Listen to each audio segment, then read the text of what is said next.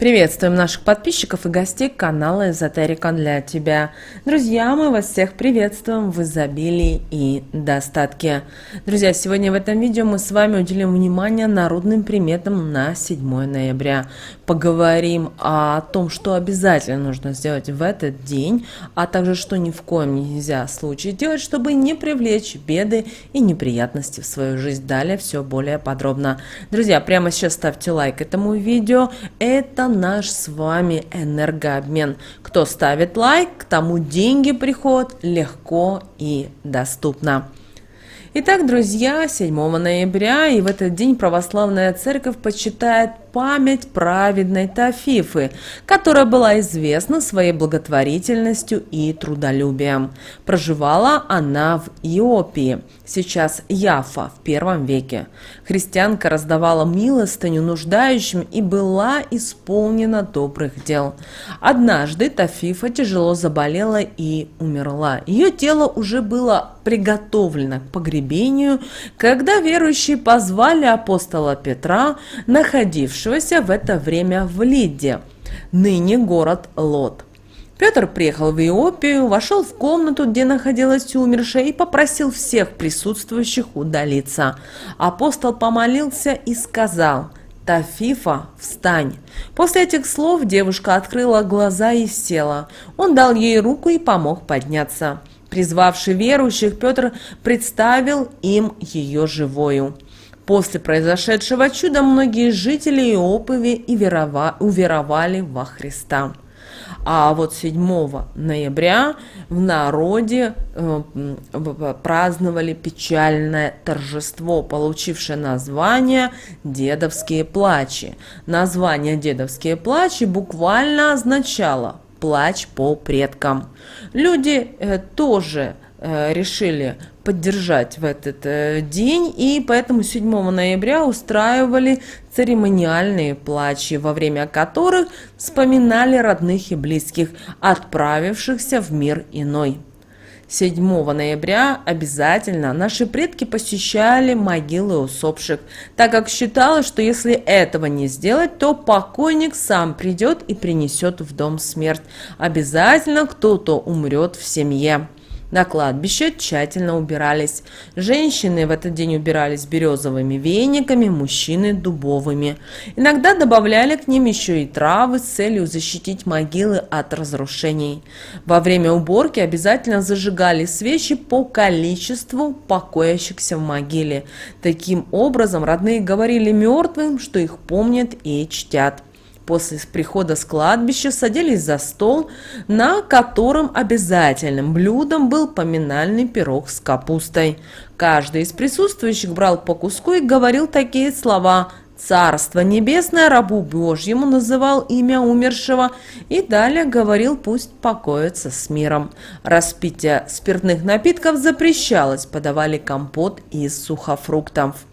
Нуждающимся 7 ноября подносили еду, а бесприютным разрешали переночевать в доме. Сегодня семьи принимали детей от оставшихся без родственников. Если же не могли себе это позволить, то брали их в этот день к себе и кормили досыта. Но вы знаете, самая главная традиция 7 ноября – это лить слезы. Первыми начинали плакать девушки, вспоминая все доброе о покойниках, что помнили сами. После их поддерживали бабы, вслед за ними и парни. Заканчивали плач мужчины. Считалось, что им сегодня не стыдно и слезу проронить. Напротив, так они выплакивали накопившуюся за этот период печаль. Останавливался в повсеместный плач перед сном, потому что плакать в подушку считалась плохая народная примета. Она запомнит горесть и ответит плохими сновидениями, а также мигренью. Существовала и очередность оплакивания. Вначале вспоминали кровных родных, после других родственников. Следующие в череде были приемные дети и родители, а также друзья. А вот соседи и приятели не оплакивали, поскольку чужеродных беспокоить это считалось грехом. И вы знаете, в этот день не проводили наши предки никакие ритуалы, обряды, поскольку это был большой грех.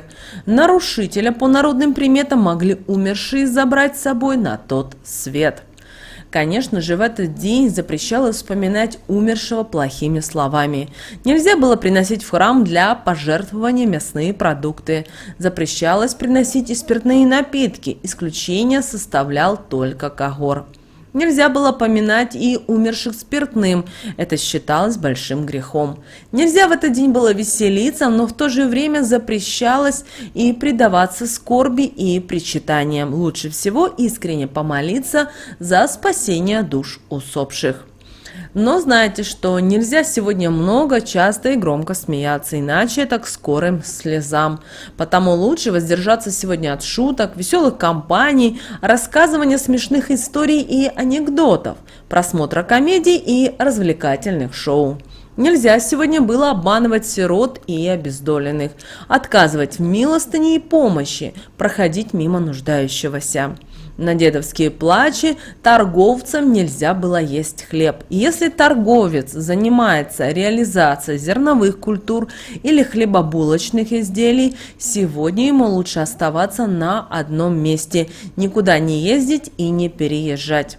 В этот день нельзя было лгать и обманывать. Кто-то соврет в этот день, будет жить во лжи весь год. Придется постоянно лицемерить, выкручиваться и находить способы, чтобы избежать разного рода неприятностей.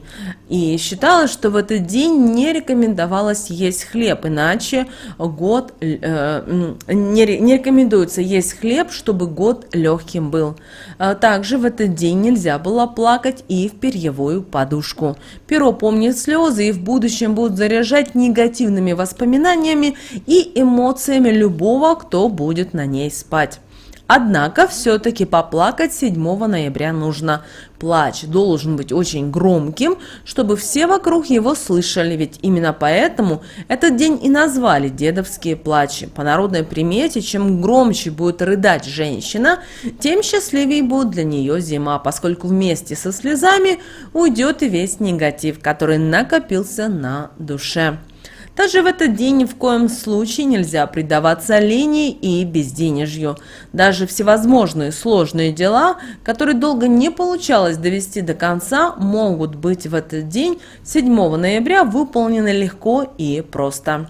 Также в этот день сегодня не рекомендуется уединяться и оставаться в одиночестве. Также в этот день, пожалуйста, воздержитесь от обильного приема лекарств и алкоголя. Сегодня не рекомендуется и употреблять жирную тяжелую пищу. Также очень важно, чтобы вы проявили участие, снисходительность и терпение к недостаткам характера ваших друзей. Простите им их слабости. В эти сутки нужно обратить пристальное внимание на область горла и шейный отдел позвоночника. Почему? Дело в том, что в этот день они будут особенно уязвимы. Поэтому работающим за компьютером рекомендуется сегодня чаще отдыхать и разминать свою шею. Обращаем ваше внимание, что в этот день рождаются обаятельные и любознательные люди. Им покровительствует знак зодиака Скорпион. Они никогда не сидят сложа рук и не останавливаются на достигнутом. Пытливый ум толкает их узнавать что-то новое постоянно и интересное.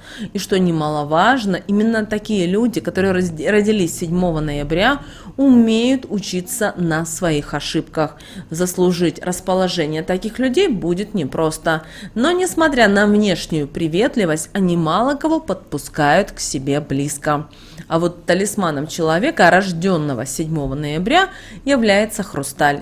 Люди, появившиеся на свет именно в этот день, 7 ноября, обладают особым даром. Они могут и облегчить чужие страдания.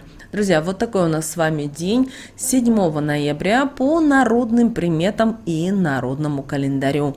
Друзья, мы надеемся, что эти советы и эти рекомендации вам помогут 7 ноября прожить легко и с радостью. С вами, как всегда, был канал Эзотерика для тебя. Обязательно, друзья, подписывайтесь на наш канал.